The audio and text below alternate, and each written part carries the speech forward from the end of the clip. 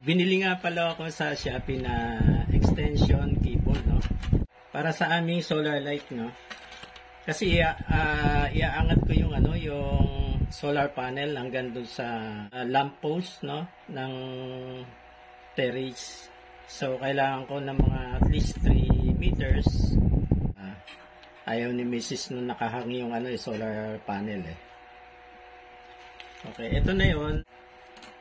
89 pesos. 3 meters lang to.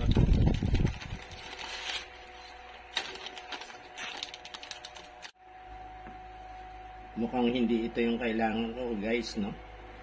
Ibang klase pala to. Ano to, yung extension cord. Pwede to sa power, no? Adapter. Power adapter, no? Magagamit din naman siya.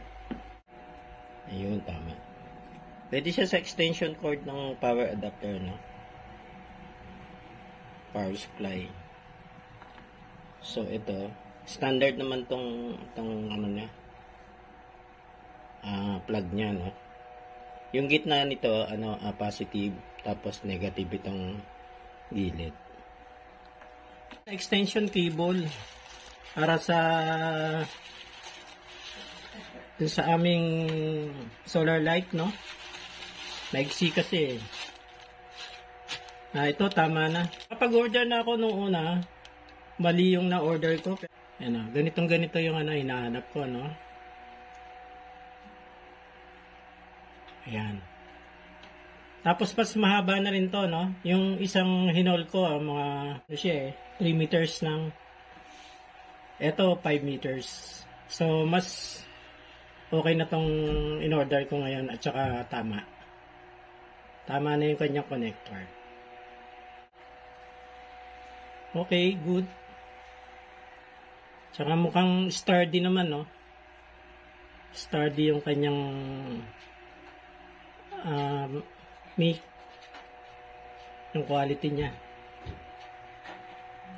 Ano nga pala to?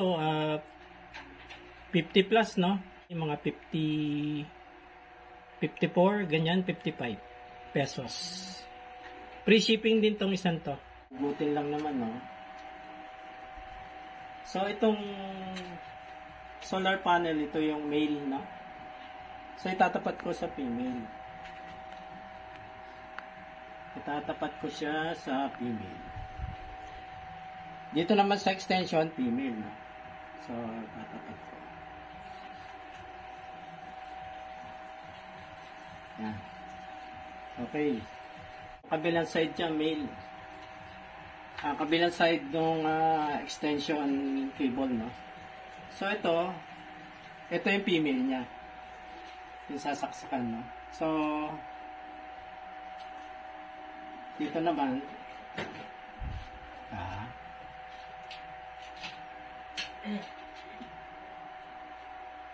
yun. Okay. Compatible, no? Ganun talaga yung sukat niya. So, kapag nagbi-blink yan ng red, yan, nag-charge na yan. So, mas mura to, pero mas mahaba, no? 5 meters to eh. Yung isa, yung hindi compatible, 3 meters na.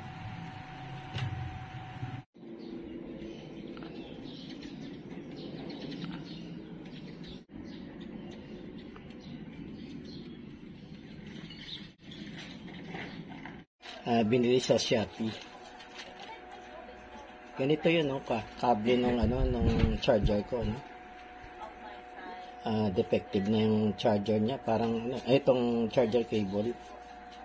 May mga tape na, no? Tapos lately, hindi na siya nagcha-charge. So, ito na, dumating na kanina.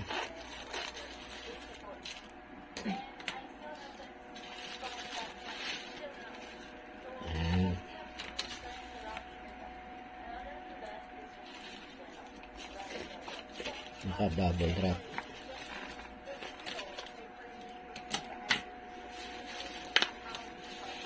Para sa Realme phone din to, no? Itong charger cable nito. Yun.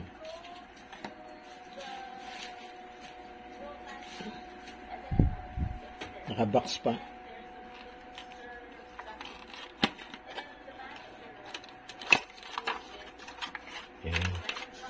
Okay.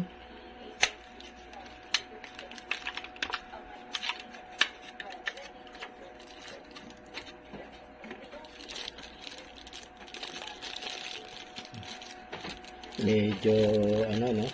Medyo kulang siya sa kapal. Pero Realme rin siya, no? Kaya lang hindi siya kasing kapal nitong ano. Itong original ko. Kasing kapal ba? O ano? Ayan na, mas makapal pa rin na yata ito. Yung original. Ayan na. Mas makapal. Itong original niya. Pwede na to. Realme din eh. Yung specs niya ano eh. Realme 8 no. Realme 8 yung phone ko eh. Tapos Type C. Kunin ko lang yung aking ano. Ito yung charger ko no.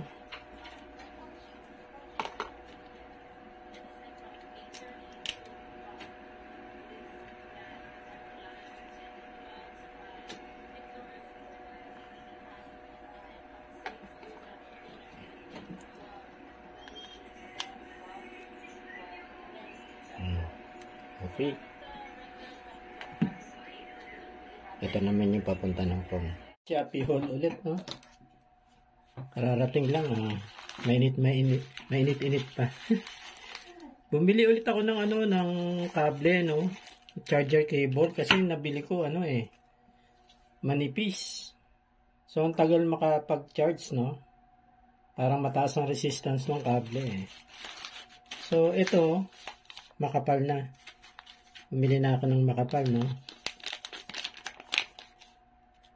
64 to, no? May kasama pa pala to, eh. Alam ko may kasama. Yung battery. Wow. 3 volts battery para sa Relos, no? Magpapalit ako ng battery ng Relos. At saka ito, bali 64 pesos lahat ito.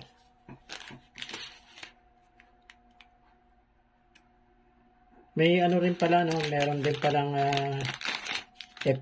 epekto pagka yung manipis ang kable, no? Hindi maano yung fast charge eh. Hindi niya magawa eh. So yan, yung dati ko ganito, ganito kakapal.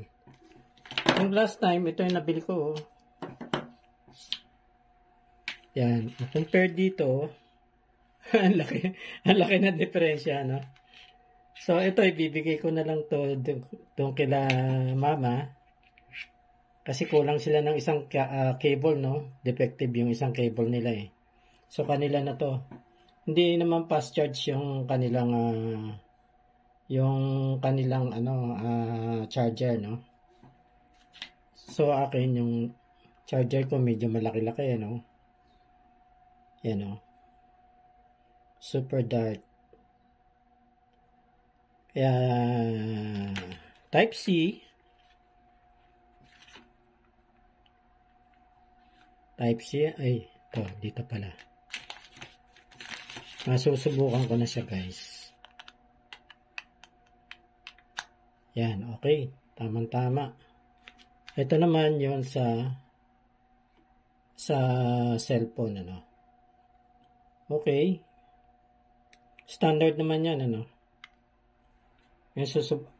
Kanina kasi charge ko to eh, no? Itong aking ginagamit na phone. Charge ko na ulit.